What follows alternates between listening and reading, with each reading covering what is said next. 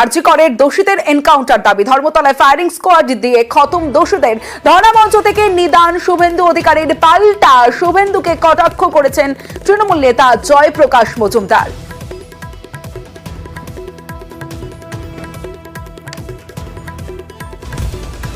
ফাঁসির আদেশ দিতে চান, দিন না, আমরাও তো তাই চাই। আমরাও তো চাই ধর্মতলায় দাঁড় করিয়ে ফায়ারিং স্কোয়াড দিয়ে প্রমাণিত ধর্ষকদেরকে উড়িয়ে দেওয়া হোক, সাথে সাথে চক্রান্তকারীদেরও। দুদিন আগেই তো বলছিলেন দফা এক দাবি এক, নির্যাতিতার বিচার আমাদের কোনো দরকার নেই, আমাদের দরকার শুধু মুখ্যমন্ত্রীর পদত্যাগ। একটাই দাবি, মমতা বন্দ্যোপাধ্যায় বলেছেন ফাঁসি চাই, দ্রুত বিচার চাই। সেইটাকে ওভারটেক করতে এইরকম বাচ্চাদের মতন কথা, বাৎসল্য সুলভ কথাবার্তা শুভেন্দু বাবু প্লিজ বলবেন না, এরপরে ঘোড়ায় হাসবে।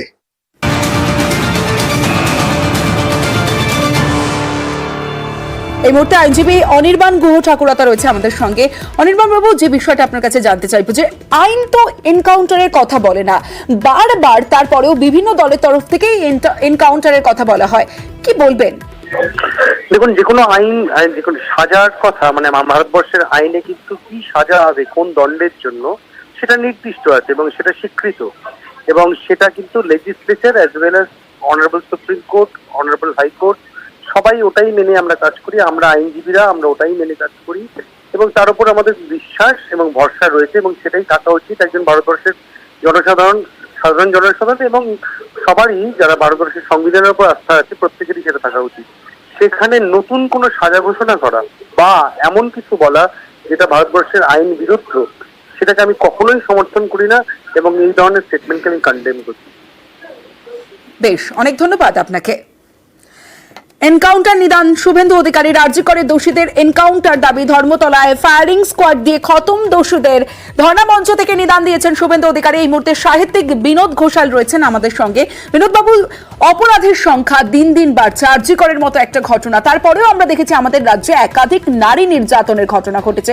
আবার বিভিন্ন সময় দেখি সাধারণ মানুষ থেকে বিভিন্ন রাজনৈতিক দলের মানুষের মুখে এনকাউন্টার নিদান। বিচার ব্যবস্থার যে দীর্ঘসূত্রিতা, এটাই কি তার কারণ? আপনার কি মত? দেখুন, সাধারণ মানুষের মতামত আর একজন পলিটিক্যাল লিডারের মতামত কিন্তু বিস্তর ফারাক আছে। তাদের দায়িত্ববোধ অনেক বেশি থাকা উচিত। এই এনকাউন্টার করে মেরে দেওয়ার কথা একটা তত্ত্ব ইদানিং দেখছি বেশ কিছু রাজনৈতিক নেতা শব্দটা ব্যবহার করছেন। এটা কোনো গণতান্ত্রিক দেশে বিচার ব্যবস্থার পদ্ধতি হতে পারে না। এর দ্বারা জনগণকে আমার মনে হয় খানিকটা উস্কানি দেওয়া হচ্ছে, সেটা শাসক পক্ষ হোক কি বিরোধী পক্ষ হোক, যেই হোক না কেন। এই শব্দ অসংসদীয়, অগণতান্ত্রিক। এটার দ্বারা মানুষকে ফুসলানো হচ্ছে, আমার মনে হয় উস্কানি দেওয়া যেতে পারে, কিন্তু এটার দ্বারা কোনো সমাধান হতে পারে না। যাই হোক না কেন, আমাদের বিচার ব্যবস্থার ওপর শেষ পর্যন্ত ভরসা রাখতেই হবে, কারণ সেটাই আমাদের সংবিধান শিখিয়েছে। হ্যাঁ, যার ফলে আমি এই যে তত্ত্বটি চালু হচ্ছে বা এটাকে বাজারে ছাড়া হচ্ছে এনকাউন্টার, এর দ্বারা উত্তেজিত হতে পারি, আমি সহমত পোষণ করতে পারি, কিন্তু এটা কোনো অফিসিয়াল স্টেটমেন্ট হতে পারে না। এটা আমি এই স্টেটমেন্টের বিরুদ্ধে আমি কথা বলবো। বেশ, অনেক ধন্যবাদ আপনাকে।